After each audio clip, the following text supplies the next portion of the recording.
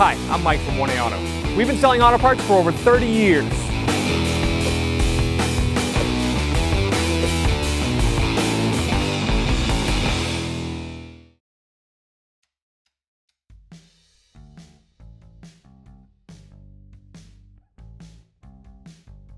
Hey everyone, Sue here at 1A Auto, and today we are R&Ring our thermostat housing with a thermostat on our 2007 Mazda 6 2.3 liter. If you need any parts for your car, click on the link below or head on over to 1aauto.com. So we're going to drain the coolant on our 07 Mazda 6, and to do that, the drain plug for the radiator is right here in the center.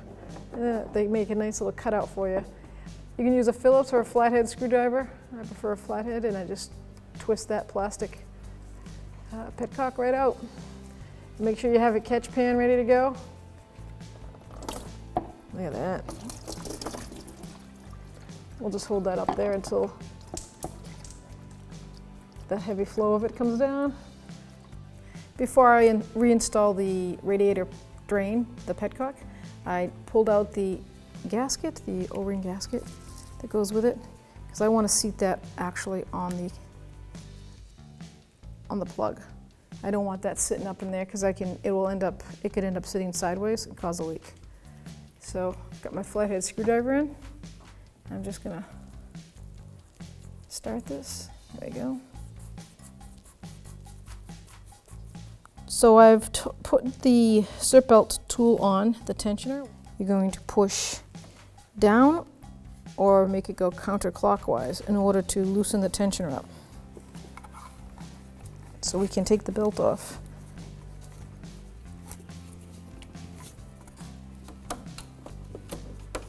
There we go.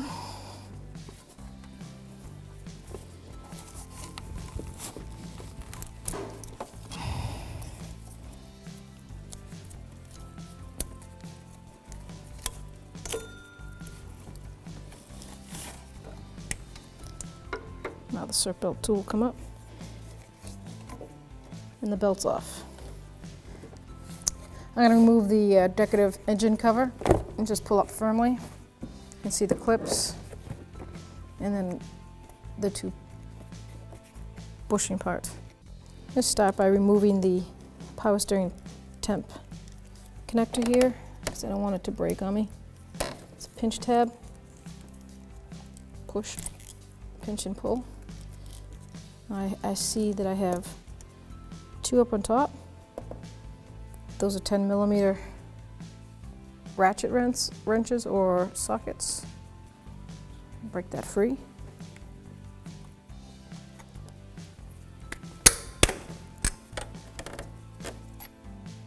It doesn't have to come all the way out, because as long as it's dismounted there. Break this one free.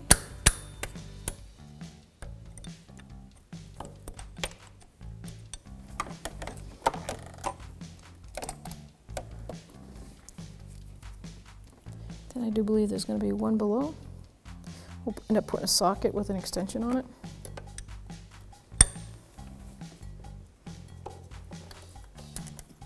We'll fish my hand down, I can feel it. It's right directly under the pulley. Get my ratchet on there and break that free.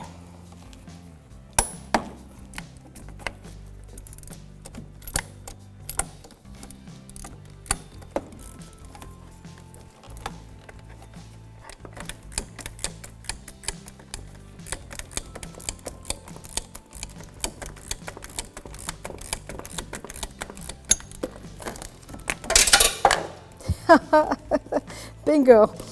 Went right in the bucket. Okay. Pull that bolt out so I don't lose that one.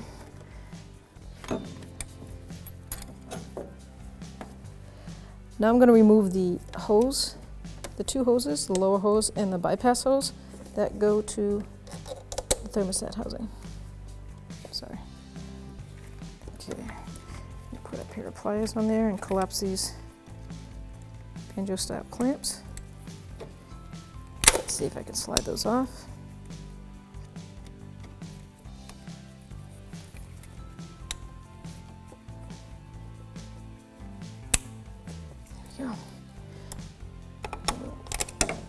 remove them from the area of the plastic housing.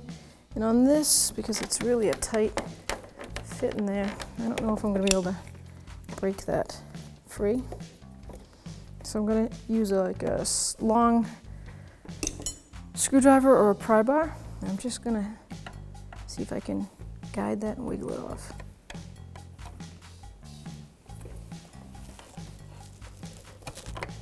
I don't want to tear the hose, so I'm not replacing the hose. There we go. I do have a catch bucket underneath, even though I've already drained the radiator. I still have excess coolant in the hoses.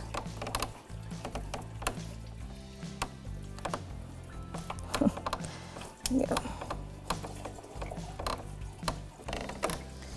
Now let's see if what kind of room, if I can get in there and undo that clamp. Now I've manipulated the power steering pump over this way so I can get a good angle at the lower radiator hose clamp on the thermostat housing. Just gonna squeeze that.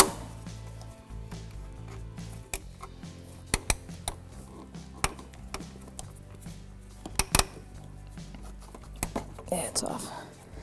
Okay, I'm going to do the same thing with that lower hose. I'm going to get my long pry bar and see if I can just slightly manipulate it. I don't want to tear it, just want to guide it. There we go.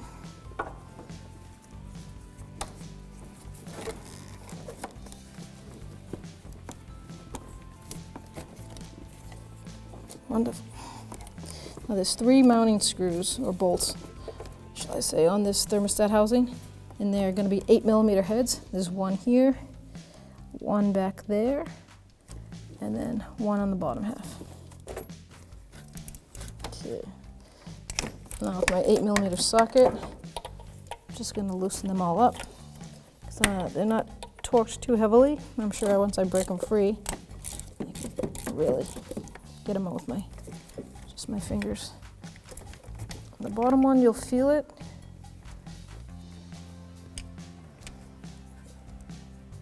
There we go.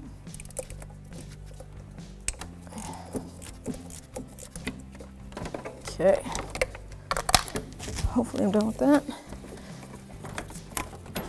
Just trying to get my hand in there any way I can. There we go. There's one bolt.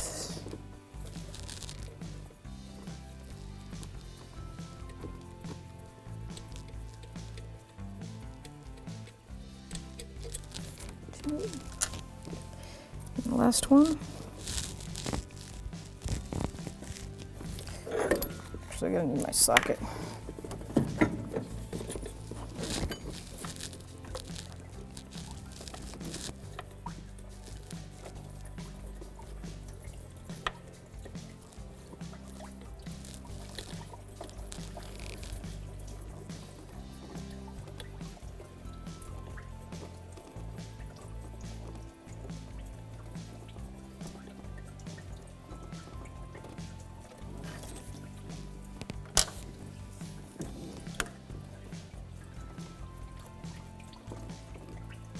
She goes.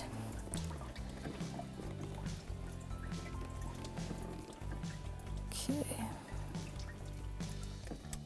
There it is. The last bolt. 3 of them. I'm just gonna remove the housing.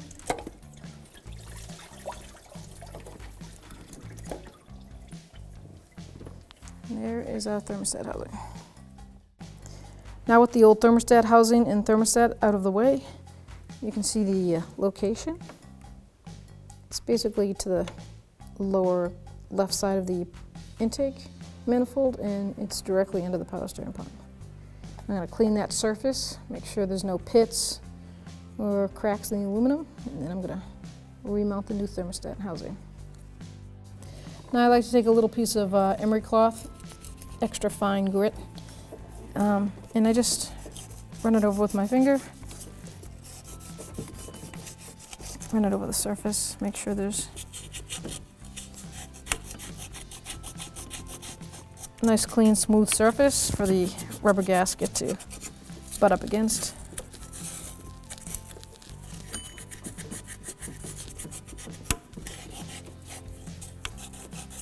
What I'll end up doing now, once I'm done, is I'll take a rag and I'll spray the rag with parts cleaner or like a brake clean, and I'll just run it over the surface to make sure I get rid of all the oils and the sand and the debris. I won't spray it directly into it because I don't want any of that going into the coolant.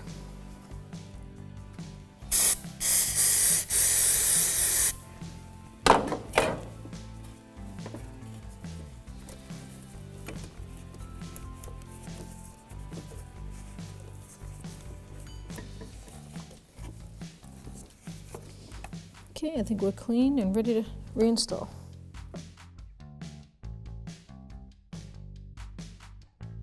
So the thermostat housing comes with the thermostat and the gasket. I'm going to examine that, make sure the gasket's seated perfectly in place. And as you can see right here, it's got a little pinch to it. I want to get my flathead screwdriver and I'm going to push that down in because I don't want that to be a headache. See, I'm just going to push it down in, make sure it seats all the way down. Yeah, that looks better. Straight on, good angle. Now we're going to install it.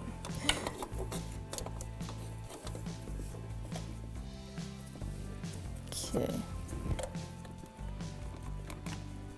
Just going to hand start all 3 of them, making sure there's no cross threading.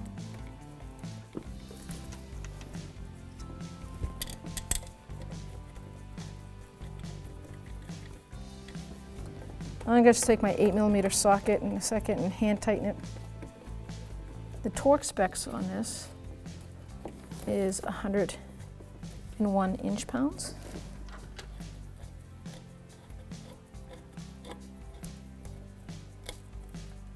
See if I put a little bit of an extension on that and see if I can tighten that down with my hand.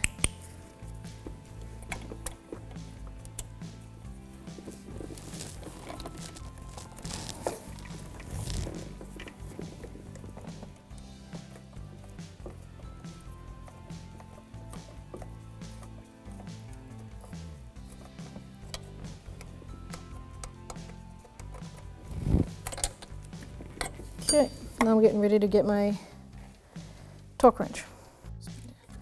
Just going to take my ratchet and snug it down first before I get my torque wrench. Just bottom it out. You don't want to be here all day with the torque wrench.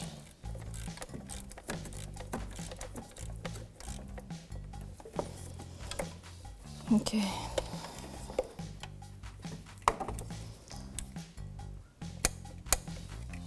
Okay, so now with the thermostat housing torqued down, I'm going to put the lower hose back on.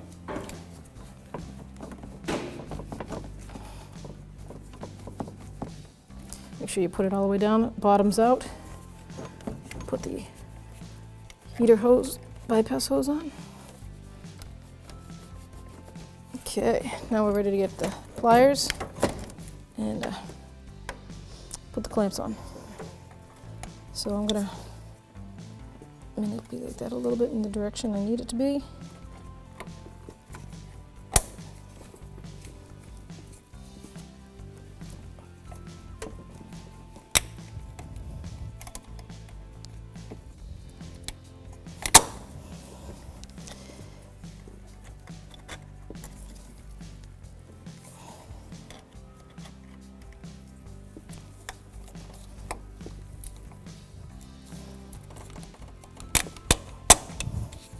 Almost there.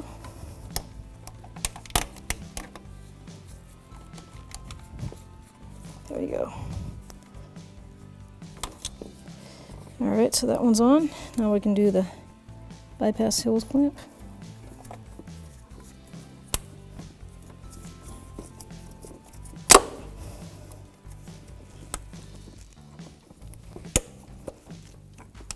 There we go.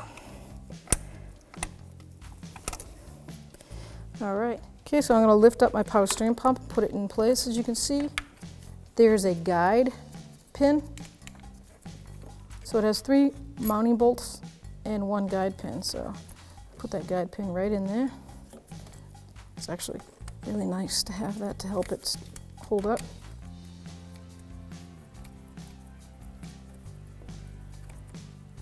Now I can go get my other 2 bolts, start them. And once again, it's a 10mm socket.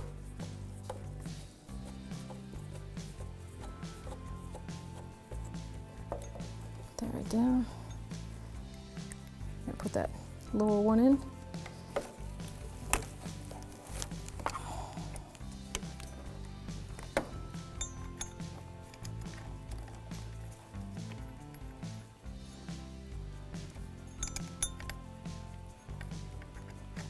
There we go.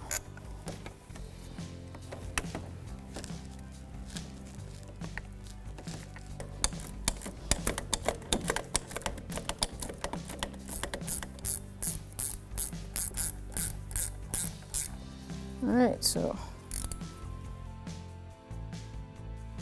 we looked online, we looked everywhere. There are no torque specs for the pump to the head, so we're just going to make sure you give it a good tighten it.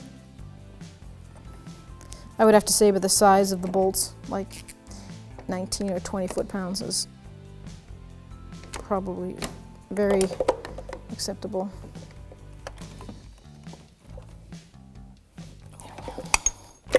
Okay, reconnect our sensor wire, and then we are ready to install the belt. To start with, we have the diagram, the SERP belt diagram, and we're going to follow it. Put the belt on the crank first, and then around the AC pulley.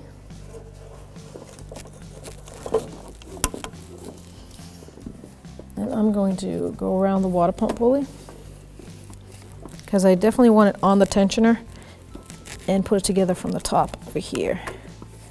So then the belt runs underneath that mount.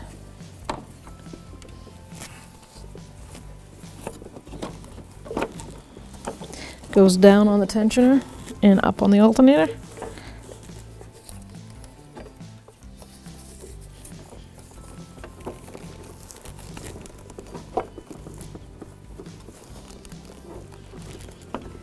Okay, now with the tool, I'm going to push the tensioner down and slide it over the water pump pulley.